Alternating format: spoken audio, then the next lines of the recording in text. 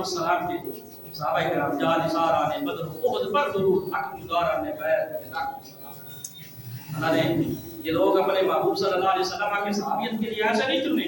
حضور علیہ السلام نے فرمایا لوگوں اللہ پاک نے جب پوری کائنات کی روحوں کو پیدا کیا اتنے انسان دنیا میں آنے پھر ان کے دلوں کی طرف دیکھا جو دل زیادہ پاک اور صاف تھے انہیں اپنے نبی کے صحابہ کے لیے چن لیا. اب دیکھیں اندازہ لگائیں حضرت سیدنا ابو دجانہ رضی اللہ تعالیٰ ان کا پہلے یہ واقعہ سنیں سرکار دو عالم صلی اللہ علیہ وسلم کی طرف تیر آ رہے تھے جس طرح اللہ سرکار نیچے تشریف فرمائے اوپر مکمل طور پہ جھک گئے حضور علیہ السلام یعنی کہ اوپر چھت بنا لی.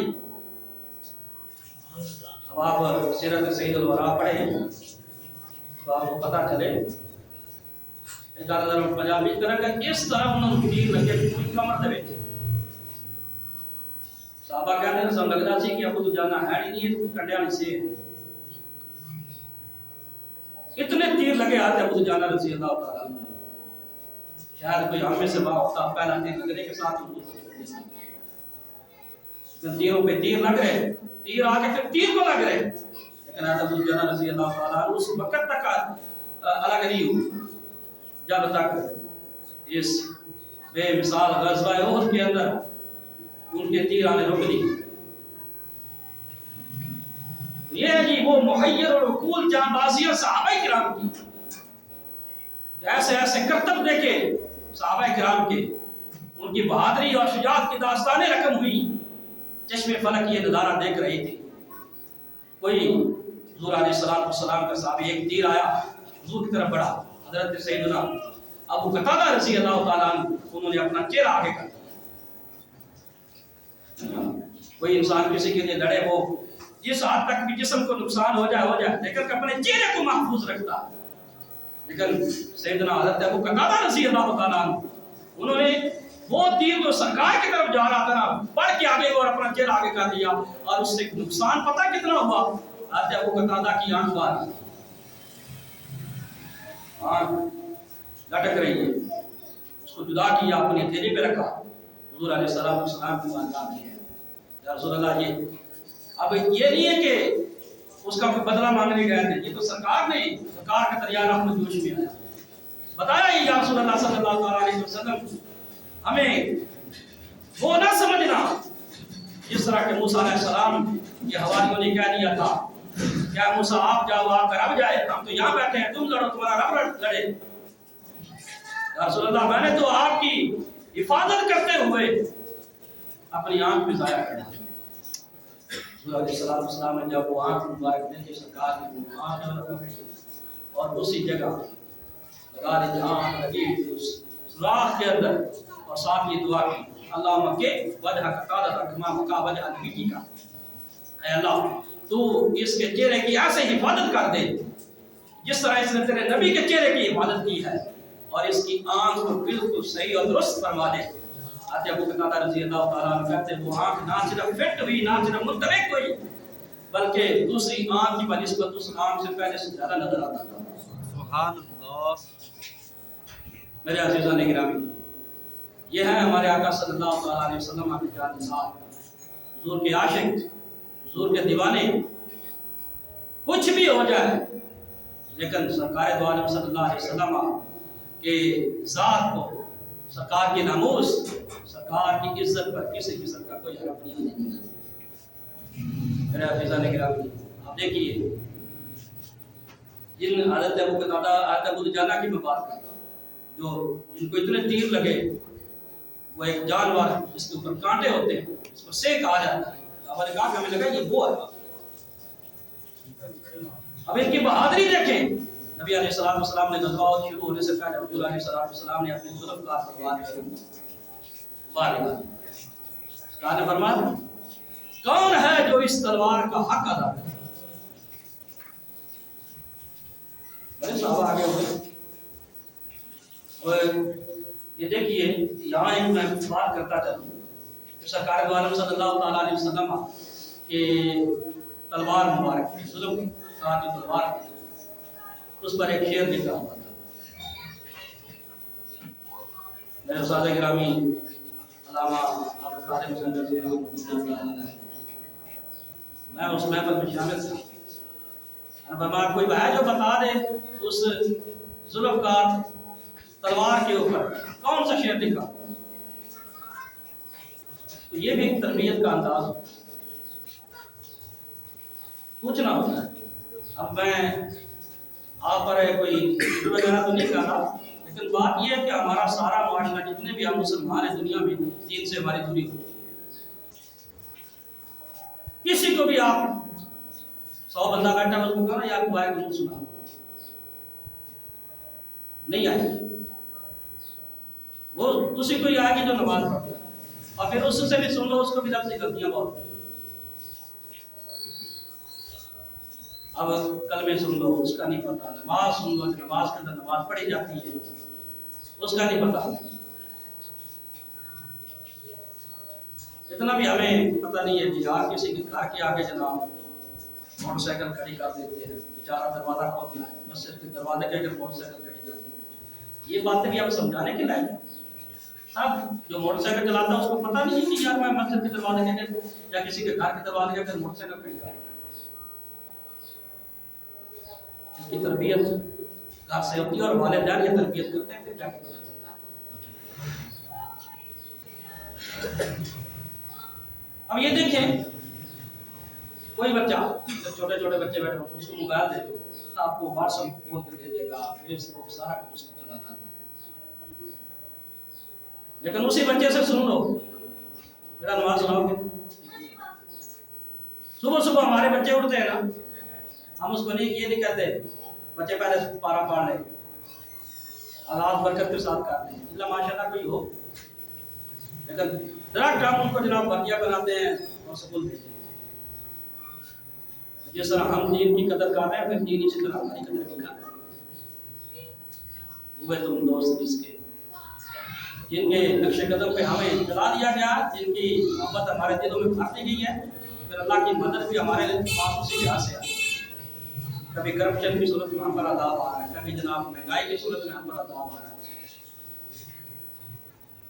اب وہ دیکھیے بات یہ ہے کہ جب نماز تک نہیں آتی تو ہم کس طرح کسی کو کہیں یار وہ شعر سناؤ جو سرکار کی تلوار پہ لکھا ہوتا ہے.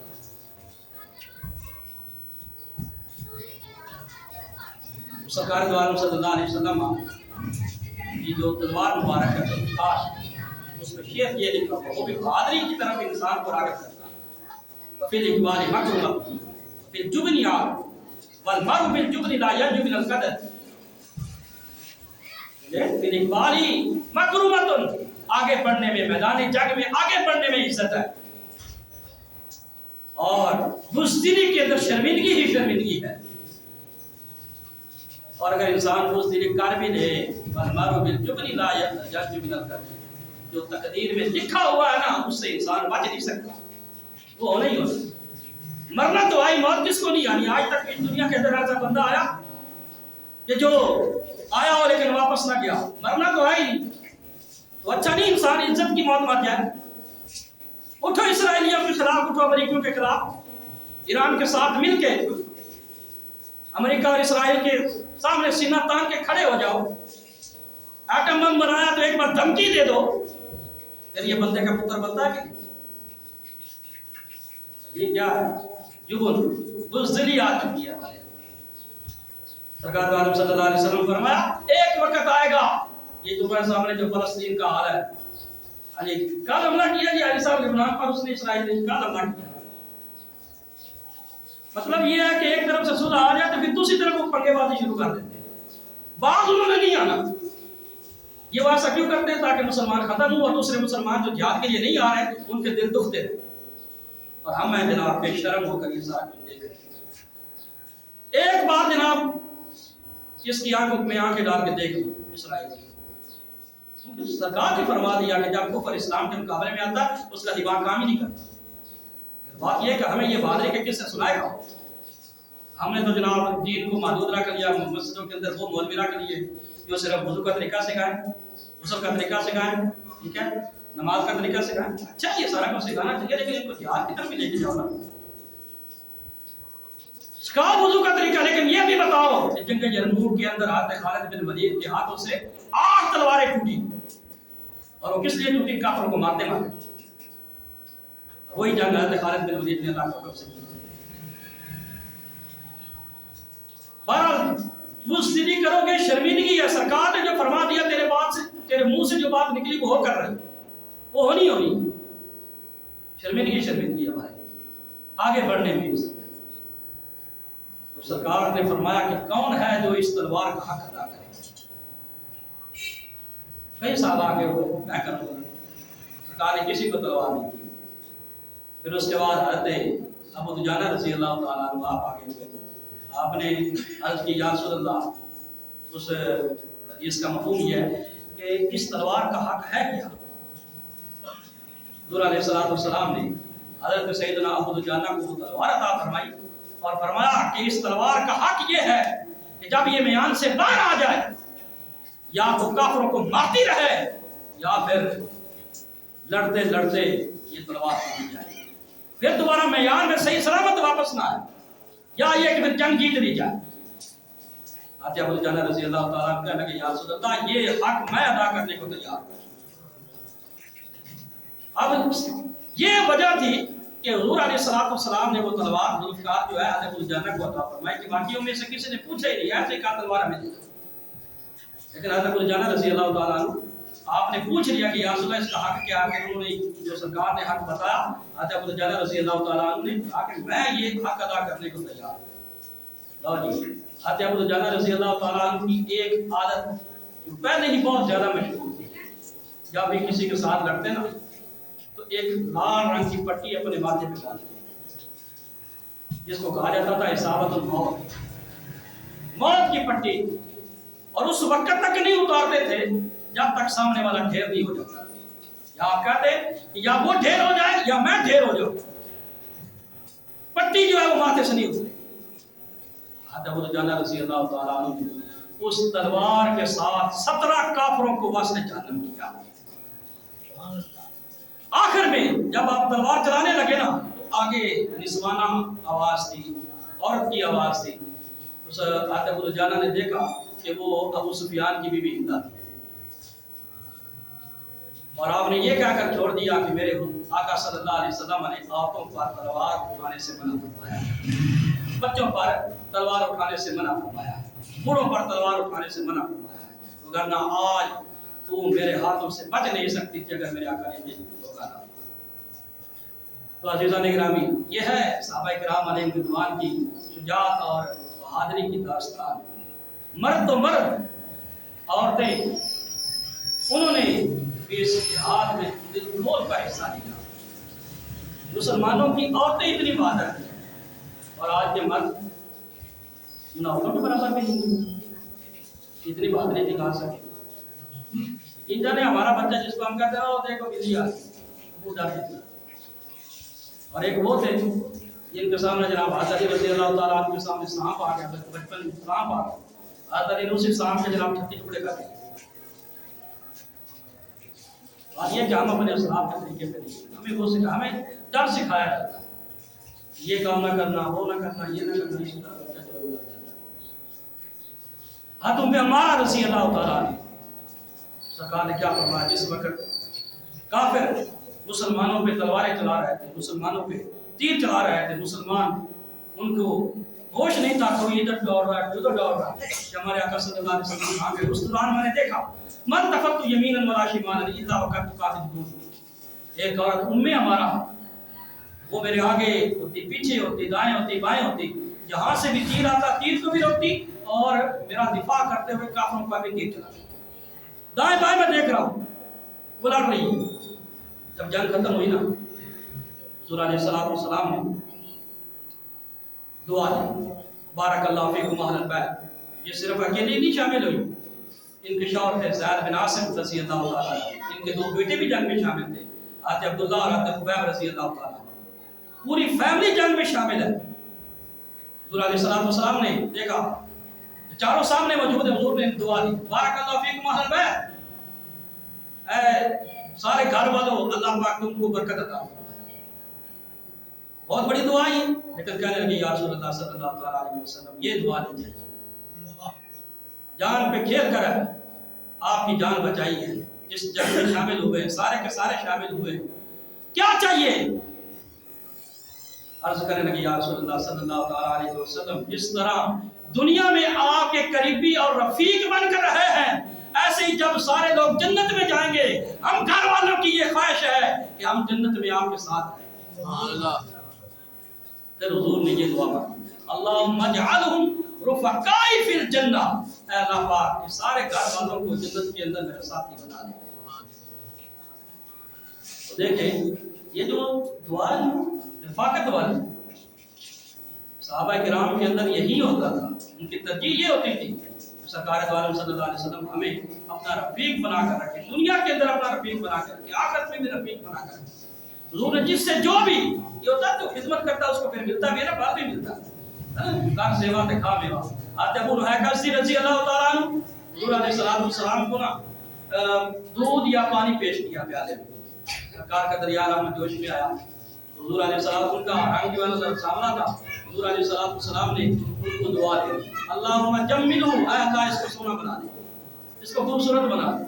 آؤ جی حضرت سیدنا ابو نحیکہ رضی اللہ تعالیٰ عنہ آپ کا چہرہ پھر چاند کی طرح چمکتا تھا۔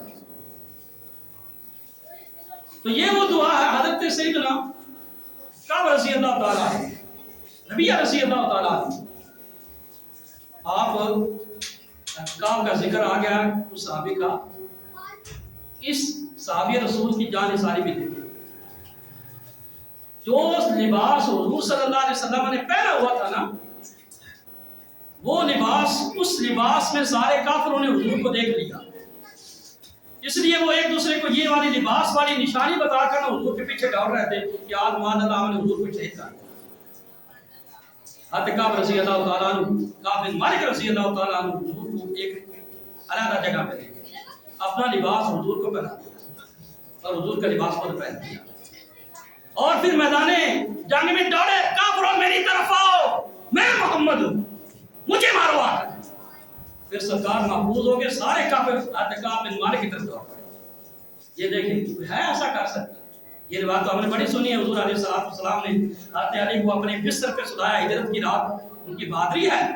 ہاں جی، کون ہے جو موت والی رات بھی حضور کے بستر پہ سو جائے، لیکن صحابہ سوئے، حضرت علی سوئے، لیکن یہ روایت بھی یاد ہے کہ حضور کے سارے صحابہ بالکل حضرت علی رضی اللہ تعالیٰ عنہ کے طرح ہیں اور حضور علیہ السلام کے محافظ ہیں، مگر نہ کون ہے جس کو پتا ہو کہ جناب حضور علیہ السلام کو کافروں نے پہچان لیا اس لباس میں، اور وہ وہی لباس پہن کر میدان جنگ میں دوڑے۔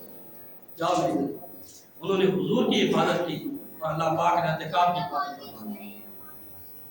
تو حضرت سیدنا ربیعہ رضی اللہ تعالیٰ، آپ نے حضور کو 10 سال وضو کروایا۔ دریا رحمت ایک بار جوش میں آتا ہے، سرکار نے دیکھا 10 سال ہو گئے مجھے وضو کروانے کی، سرکار نے فرمایا سالہ ربیعہ مانگ، ربیعہ کیا مانگتے ہو؟ یہ نہیں فرمایا کہ یہ مانگ لینا تو وہ نہ مانگنا، میرے پاس وہ نہیں ہے تو یہ نہیں۔ ہاں جی، سرکار نے فرمایا مانگو، کیا مانگتے ہو؟ انہوں نے عرض کی یا رسول اللہ صلی اللہ علیہ وسلم اسألک رافقتک فی الجنہ، یا رسول اللہ جس طرح دنیا کے اندر رہ کر آپ کا ساتھ حاصل رہا ہے، آپ کی قربت حاصل رہی ہے، قیامت کے دن جب ہم جنت میں جائیں گے یا رسول اللہ جس طرح یہاں آپ کی خدمت کرتا تھا، جنت میں بھی آپ کا خدمت کرنے کو مان کرتا ہے، دنیا میں بھی آپ کی خدمت کی ہے اور آخرت میں بھی آپ کی رفاقت چاہتا ہوں، آپ کی رفاقت چاہتا ہوں اور آپ کی خدمت کرتا ہوں۔ میرے عزیزان اکرام، حضور علیہ السلام نے پھر دعا فرمائی اللہم اجعلہم رفقائی فی الجنہ، اے اللہ پاک ان کو جنت میں میرا رفیق بنا دے، ان کو جنت میں میرا ساتھی بنا دے۔ حضور کے 1,24,000 صحابہ جو بھی آتا ہے یا رسول اللہ آپ میرے لیے دعا کیجیے کہ مجھے آپ کی رفاقت مل جائے، لیکن ایک صحابی ہے انہوں نے حضور کو کی رفاقت مانگی نہیں، حضور نے خود ہی ان کو اپنی رفاقت عطا فرمائی۔ کیا نصیب ہے کا بخاری شریف میں حدیث حضور نے فرمایا کل نبی رفیق ورفیقی فی الجنت العثمان، فرمایا لوگوں سنو، ہر نبی کا جنت کے اندر ایک رفیق ہوگا اور میرا رفیق جنت میں حضرت عثمان غنی ہوگا۔ کیا مرتبہ ہے یہ ہے جی، اسلام نے ایسے ترقی نہیں کی، اسلام ایسے پھیلا نہیں ہے پوری دنیا کے اندر، اسلام وہ شجر نہیں کہ جس نے پانی سے غذا پائی، دیا ان صحابہ نے تب اس میں غذا آئی، جب اس میں جان آئی۔ میرے عزیزان گرامی، اب حضور علیہ السلام کے صحابہ کا کردار دیکھیں۔ حضور علیہ السلام نے کس طرح اپنے صحابہ کی تربیت کی، عبادات میں، معاملات میں، جہاد میں، کہ وہ لوگ کوئی بھی معاملہ ہوتا، چاہے سامنے گردنیں کاٹ رہی ہوتی، لیکن پھر بھی صحابہ کرام میدان میں موجود ہیں۔ آج ہمیں بھی ان کے نقش قدم پر چلنا ہوگا، ان عزت پانے کے لیے صحابہ کا طریقہ کار اختیار کرنا ہوگا۔ حضور نے جب فرما دیا کہ میری قوم ہمیشہ عزت پر رہے گی جب تک جہاد کرتی رہے گی، اور جب جہاد کو چھوڑ دے گی ذلت ان کا مقدر کر دے گی۔ آج مسلمان اس لیے پسپاؤ ہے، اس لیے ذلت کا شکار ہو رہے ہیں، اس لیے عروج سے نیچے آ رہے ہیں کہ ہم لوگوں نے جہاد کرنا چھوڑ دیا۔ اللہ پاک ہمیں عمل کی توفیق عطا فرمائے۔ آپ کو دعوائے